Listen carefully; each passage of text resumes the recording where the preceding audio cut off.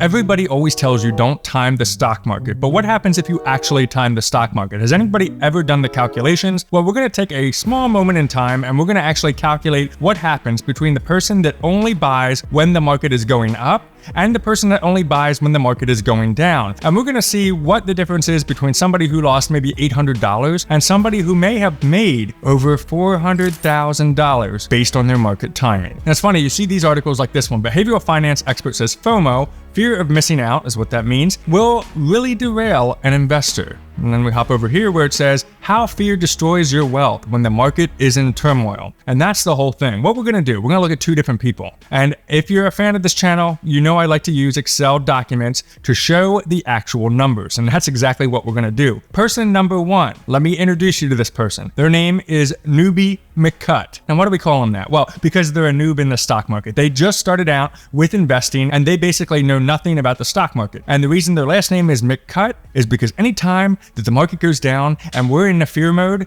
they're going to cut their losses and sell their shares. Now, for this example, in today, we're just going to use something very easy to make the math make as much sense as possible. We're going to use the S&P 500 ETF, SPY. Let's hop over to the Excel document and let's have some fun. The Fear and Greed Index. And that basically lets you know the emotion of the stock market at any given time. If you click on timeline right over here, check it out. It gives you not a lot of data, but about 1 year's worth of data as to how the stock market has been going. So when we're in greed or extreme greed, you're going to buy in because everybody's talking about the stock market. But when we get into fear and extreme fear, you're either going to hold or you're going to sell because you're afraid that the world is coming to an end. So on the very left-hand side of our Excel document, you can see we have the Fear and Greed Index. I painstakingly went through this entire thing and I tracked what the Fear and Greed Index was. Then we're going to look at every date, if they're going to buy or sell, the current ETF price of the SPY, S&P 500 fund, how many shares they totally own,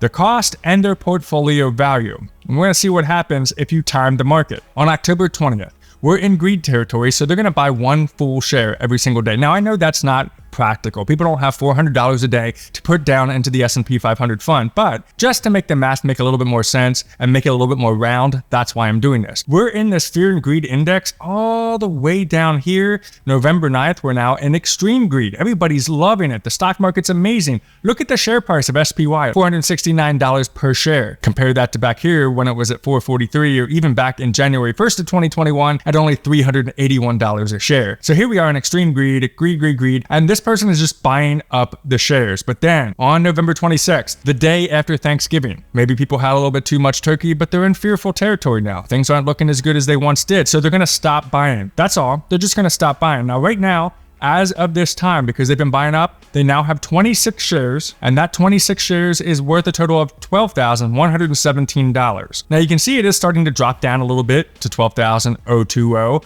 and all of a sudden they're like, oh God, my portfolio is dropping because the price of SPY is going down, so therefore my portfolio drops. And then it goes up a little bit to $12,065, and then oh my God, it's down to $12,012. And then we get into extreme fear right here on December 3rd. And they're like, I can't take it anymore. My portfolio balance has dropped significantly to, look at this, $11,718. And oh my gosh, I'm going to sell my 26 shares because I can't handle it anymore. I'm going to cut my losses. The stock market, oh my God, we're in a crash. It's going to crash. It's going to crash, guys, which means that your total cost basis, that means how much you actually put into this, was $12,034.49. And because you decided to sell, because you were in extreme fear, you now lost a total of $315. Because your portfolio balance at the time that you decided to sell out of fear was only $11,718. So you were all about the hype. You were so excited. Everything was looking great. And then you decided, oh my God, it's failing. I need to just cut my losses. Now, this might sound kind of absurd, but you'll be surprised how many new investors actually do this. And quite frankly, if you're one of those new investors who has done this, I feel you.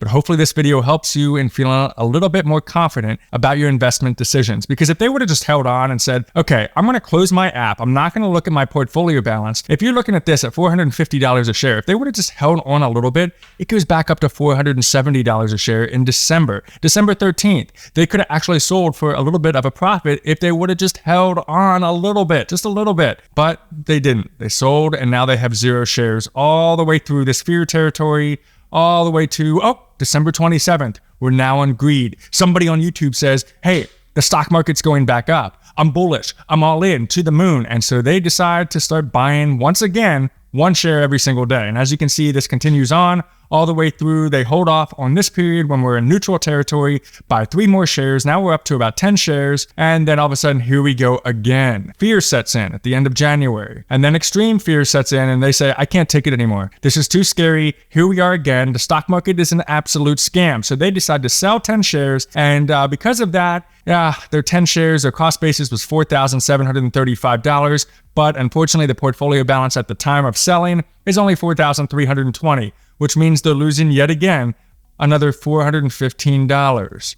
So now they're up to losing up here when they first sold $315, and then down here they lost another $415. I don't like losing $700, but again, you'll be surprised how many people do this. And I don't know about you guys, but what an incredible time. I mean, the fact that we were in the sphere territory all the way through, and look at this, the prices went as low as the 390s on SPY. This person has lost a total of $817 because of their silliness of only buying when the market goes up and freaking out when the market goes down. Meanwhile, we have somebody else. This somebody else does the opposite effect. They listened to Warren Buffett when Warren Buffett said, be fearful when people are greedy and be greedy when people are fearful.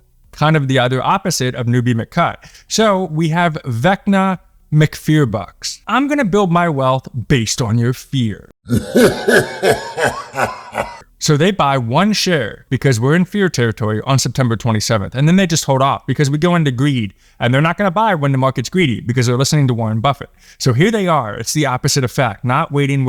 Oh, extreme greed. I'm going to sell now because we're in extreme greed. And it's, this is exciting. So I sell, which means I make a profit of $25 because my cost basis was $443. My 1 share I bought back here was going for $443. Only have 1 share, so that is what it is. But my portfolio balance is now up to $469, making $25. We stay in greed, and then all of a sudden, day after Thanksgiving, just like before, we go into fear territory. Now, Vecna McFearbucks is excited. He's going to start buying a single share of SPY every single day. So here we are in fear, buy, extreme fear, buy. This person keeps on buying and then he holds because on December 27th, we go back into greed territory. But check it out. This person now has 20 shares at a cost basis of $9,262 and a total of $9,441 of their portfolio balance, which means they're up on their money $179. Meanwhile, over here, Noob McCuts, well, he's starting to buy because he's freaking out and excited, but he has nothing to show for it. He's been losing money. So back over here to Vecna McFearbucks, he stops buying because we're in greed territory, neutral. He's still waiting, trying to see what the market's going to do. Oh, the market goes back into fear on January 21st. So guess what he's doing? Buying more shares. Here we go. Extreme fear. He's buying. Oh my gosh, now we're down into March. Oh, we're going to hold for a second because now we're in neutral and greed territory. And then we go into the summer of fear like I talked about. And this person just keeps on keeping on. Look at that. 1, buying every single day. They work their way up to an incredible August 3rd. This person owns 141 shares of SPY because they only bought when the market was in fear. And now yet again, they're continuing to buy because the other day somebody said to me, you know what? I'm going to stop investing for a little bit because the market's just going down. And I'm like, why? Not that this is financial advice. That's not the point of this. But if you're only going to invest when the market is up and you're going to freak out when the market is down, you're going to end up like Newbie McCut. And I don't know about you, but I kind of want to be like Vecna McFearbucks because long-term for him looks pretty darn sexy. Now, let's make some sense out of this. If we go over to that portfolio visualizer that we always like to look at on this channel, and what we're going to do is in the year 2000, I'm going to use myself as an example. Here we are, 22 years later, right?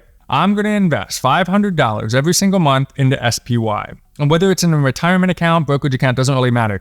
$500 a month. Why? Because $500 a month is all I can afford. Instead of getting a car payment and putting that car payment of $500 into the car, I'm going to put it into SPY. What would that balance be today? Well, that balance would have grown to $568,437. That's a return of 37%. And this person, unlike our other two people, they don't really care if the market's up or down.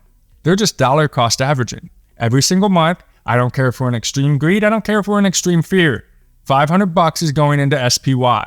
Meanwhile, the other two are freaking out about, okay, well, we're in greed, so I'm going to buy. Oh no, we're in fear, so I'm going to sell. No, they're not thinking about that. So 22 years times 12 months in a year means there's 264 months that you've been investing. We multiply that by $500 that you've been putting in, which means you put in a total of $132,000 over the last 22 years. And your balance is now $568,000. You only put in $132,000 of your hard-earned money, but in return, you're getting $568,000. So if we take the $132,000 and we do that 568,437 minus $132,000, $436,000 earned, made out of the stock market. You earn $400,000 just by being consistent. Screw the car. I wish, I'm talking to my former self, and I wish I could go back in time, slap myself about 4 times and say, you dummy, stop doing stupid shit. Instead, put $500 into the stock market every single month for the next 22 years. It's going to feel like eternity. What are your thoughts on this whole thing? Comment down below. Check out this other video next on this other surprising way that you could make up to $1.2 million. And we'll see you on the next video.